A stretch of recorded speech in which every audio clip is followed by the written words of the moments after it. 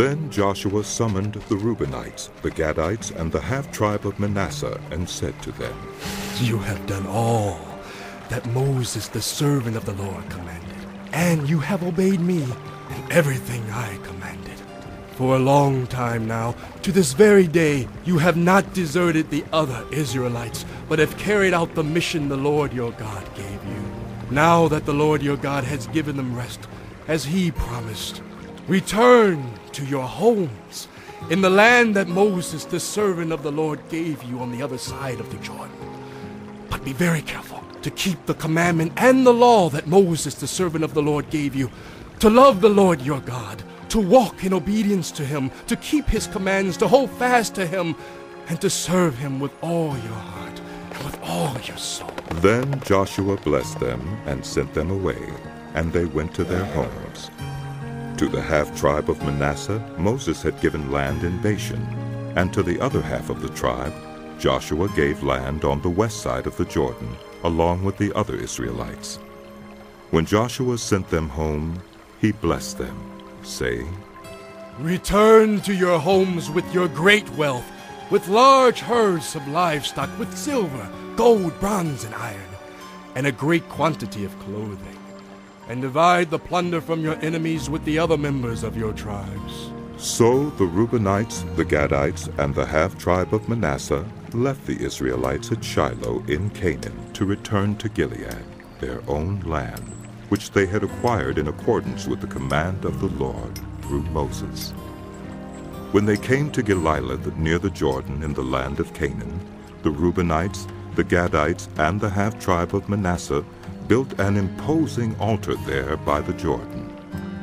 And when the Israelites heard that they had built the altar on the border of Canaan at Gilead near the Jordan on the Israelite side, the whole assembly of Israel gathered at Shiloh to go to war against them. So the Israelites sent Phinehas, son of Eleazar, the priest, to the land of Gilead, to Reuben, Gad, and the half-tribe of Manasseh. With him they sent 10 of the chief men, one from each of the tribes of Israel, each the head of a family division among the Israelite clans. When they went to Gilead, to Reuben, Gad, and the half-tribe of Manasseh, they said to them, The whole assembly of the Lord says, How could you break faith with the God of Israel like this? How could you turn away from the Lord and build yourselves an altar in rebellion against him now? Was not the sin of Peor enough for us? Up to this very day, we have not cleansed ourselves from that sin, even though a plague fell on the community of the Lord. And are you turning away from the Lord? If you rebel against the Lord today, tomorrow he will be angry with the whole community of Israel. If the land you possess is defiled, come over to the Lord's land where the Lord's tabernacle stands and share the land with us. But do not rebel against the Lord or against us by building an altar for yourselves other than the altar of the Lord our God. When Achan son of Zerah was unfaithful in regard to the devoted things, did not wrath come on the whole community of Israel? He was not the only one who died for his sin. Then Reuben, Gad, and the half-tribe of Manasseh replied to the heads of the clans of Israel, The mighty one, God the Lord. The mighty one, God the Lord, he knows, and let Israel know. If this has been in rebellion or disobedience to the Lord, do not spare us this day.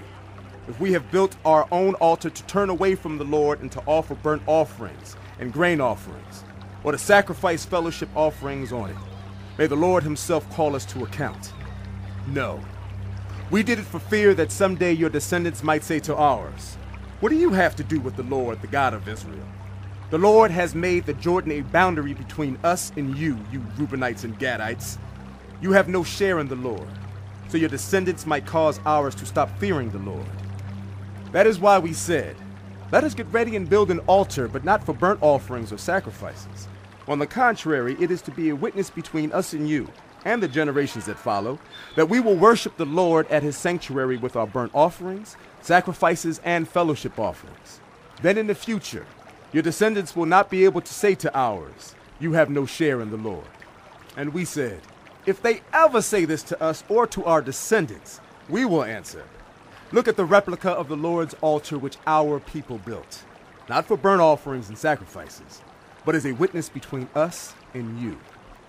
Far be it from us to rebel against the Lord and turn away from him today by building an altar for burnt offerings, grain offerings, and sacrifices, other than the altar of the Lord our God that stands before his tabernacle.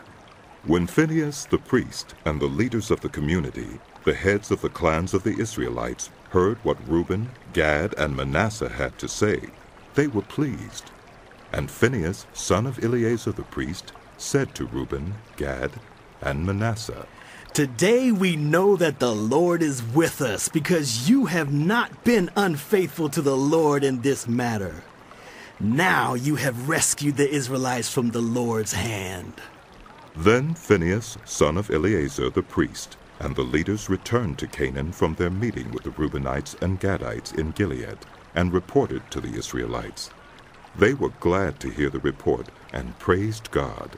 And they talked no more about going to war against them to devastate the country where the Reubenites and the Gadites lived. And the Reubenites and the Gadites gave the altar this name, A Witness Between Us, that the Lord is